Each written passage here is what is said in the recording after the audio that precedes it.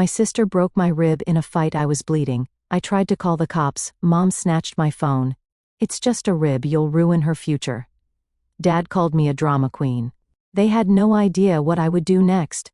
It started in a kitchen filled with tension, where laughter used to echo off the tiled walls, but now everything sounded like knives. My sister Vanessa stood across from me, red-faced, fists clenched, her voice a pitch higher than rage itself.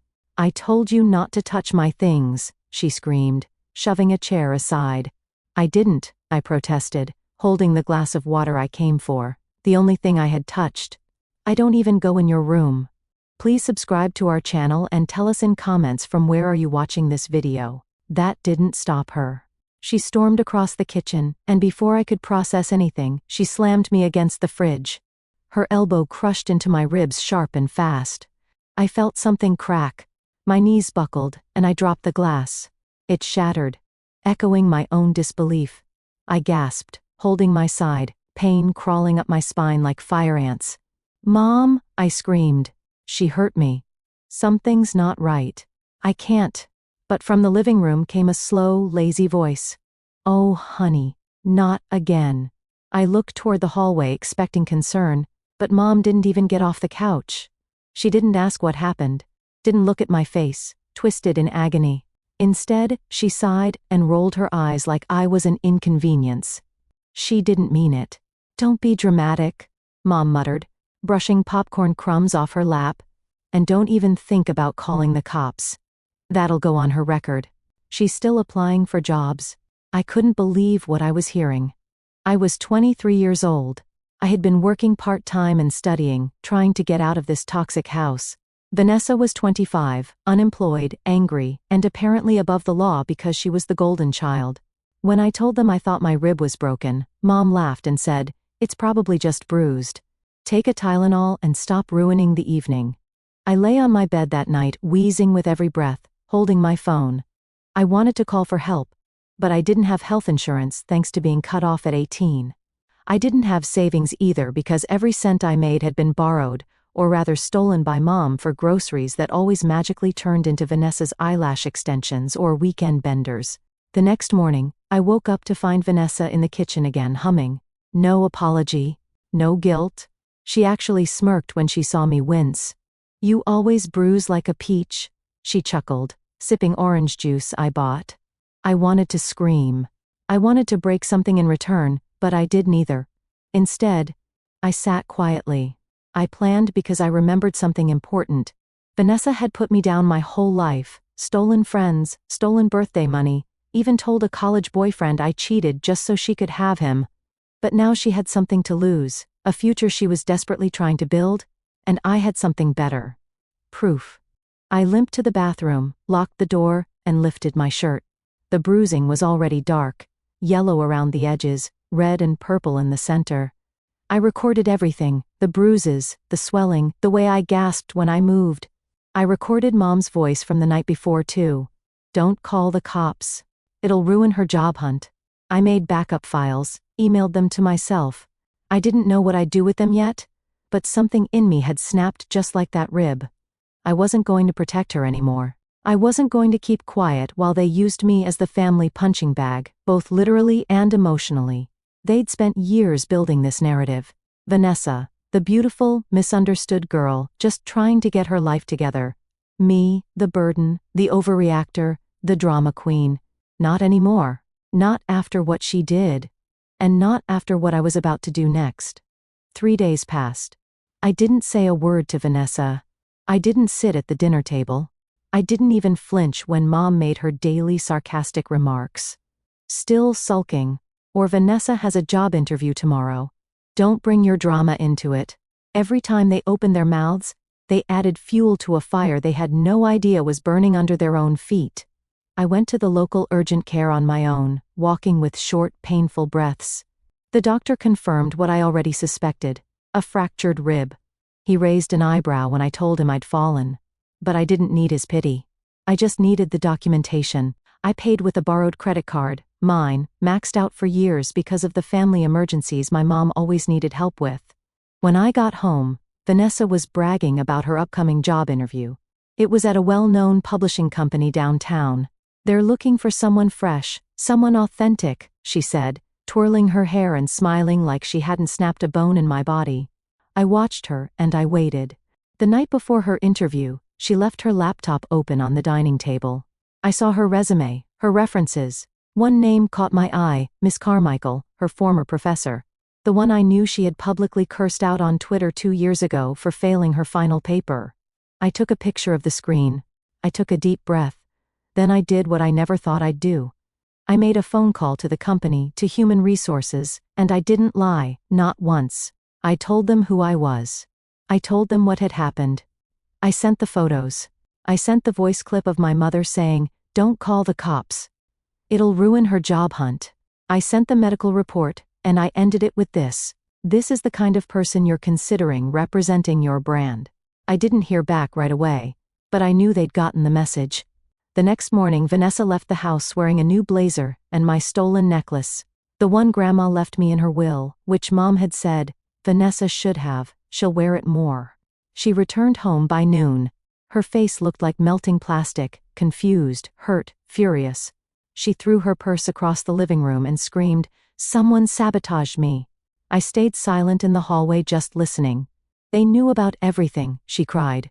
"They said they received an anonymous file accusing me of assault and fraud, that it came with evidence." Mom was horrified, not by what Vanessa had done, but that someone dared to expose it. "Who would do that to you, sweetie?" she asked, rubbing her back. Vanessa's eyes scanned the room, then landed on me. "You?" she hissed. I tilted my head. Funny how the truth always comes back around. That night, chaos erupted. Vanessa threw a plate. Mom screamed. I locked my door and smiled because the dominoes were just starting to fall. The next day, Vanessa got an email. She was permanently blacklisted from their hiring list. The HR team had also contacted her alma mater and submitted a complaint about the falsified resume. I knew she'd faked her internship hours, and I knew exactly how to prove it. Meanwhile, I started collecting every receipt, every bank transfer, every email where Mom had borrowed money. I sent it all to a legal aid nonprofit I found online. Turns out family theft is still theft. In financial abuse, that's a whole case in itself. They offered to help me file charges. I didn't say a word to my parents that week, not until the day I left. I packed my bag, printed the medical report, and left a copy on the kitchen counter. With it, I placed the eviction notice. They didn't know yet, but I'd taken over the lease. Grandpa had put the house in my name years ago as backup. I was 18. He never trusted Mom with anything except excuses. And now the inheritance he left me, the one Mom claimed had mysteriously vanished, had been quietly accumulating in a trust. I used it to buy the house out from under them. When they got home and saw the envelope with my name on the letterhead, my parents looked confused, then furious, then scared. "You can't do this," Mom said, her voice trembling for the first time in years. "I just did," I replied. "Don't worry. I gave you 30 days. Vanessa tried to lunge at me again, but I didn't flinch. Because this time, I had everything I needed, and I wasn't scared anymore. 30 days passed faster than I expected. Vanessa spiraled. She tried applying for other jobs, but word had gotten around. HR departments talk, especially in her industry. Apparently, nobody wanted a candidate associated with assault, false references, and parental cover-ups. Every time she opened her email and found another rejection, she'd scream, cry, threaten to sue me. But she didn't, because deep down she knew it was all true. Mom and Dad tried guilt. First, it was the silent treatment. Then came the gaslighting. "You've always been dramatic. She didn't mean to hurt you. She just snapped." She was going through something. But not once did they say the words I needed to hear. "We're sorry." Instead, Dad muttered, "This house was never meant to be yours anyway." To which I smiled and replied, "Funny. The paperwork says otherwise." Vanessa had nowhere to go, and yet, instead of being humble, she stormed into my room the week before the move-out deadline, acting like I owed her a fresh start. "You're ruining everything for me," she snapped. "You're so obsessed with being the victim. You forgot how to be a sister." I stood calmly. Being your sister has meant bruises, silence, and pretending you're normal when you're not. I didn't forget how to be one. I just chose not to be abused for it anymore. She threw her coffee mug. It shattered inches from my face. I didn't flinch. I picked up the phone and said one word, "Police." She screamed again, but I didn't hear the words, only the panic. The truth was, this wasn't just about the fight. This wasn't just about the rib. This was years of being the backup, the afterthought, the one who got blamed when the TV broke, when the phone bill wasn't paid, when money went missing. This was the story of my life. And for the first time I was writing the ending. The cops came. Vanessa locked herself in the bathroom crying. Mom begged me to make it disappear. "This'll destroy her future," she pleaded. "You should have thought about her future the day you laughed while I couldn't breathe." They were given one final extension, 48 hours. The day they left, they didn't even say goodbye. Vanessa stomped out with 2 garbage bags full of clothes, and Mom's screams behind her. Dad didn't look at me. He looked at the floor like he couldn't bear to face the daughter he'd spent years ignoring. Once the house was silent, I stood in the middle of the hallway and listened to the quiet. No slammed doors. No sneers. No Vanessa pretending she was untouchable. No Mom playing referee with a loaded bias. Just peace. A week later, I started renovations, painted over the holes, got rid of the old furniture, scrubbed away the memories. Then I did something bold. I turned Vanessa's old room into an art studio. The one thing I was always told would never pay bills. And then I opened my inbox and finally responded to the offer I had turned down months ago. The full scholarship from the university I deferred. They wanted me back, and I went, not with baggage, but with freedom. Months passed. My art picked up online. I started freelancing for companies Vanessa had once begged to interview with. My professors championed me. My voice came back slowly, then all at once. One day, I received an anonymous message on LinkedIn. "Did you really ruin your sister's life just to get into school?" I smiled and typed back, "Number, I rebuilt my own. She just got caught in the debris of what she destroyed." Then I logged off. The last I heard, Vanessa was living with a friend 2 cities over, bouncing from job to job. My parents had moved in with an aunt, who wasn't as blind to their manipulations. And every holiday, I spent it with people who actually asked me how I was doing, who knew how to love without bruising. And on my graduation day, the second time around, I didn't invite my family. But I did wear the necklace Grandma left me, and I whispered as I stepped onto the stage. "This one's for every time I was told to stay quiet." The applause wasn't thunderous. It didn't need to be because this time I was the one holding the pen. And the ending, it was finally mine.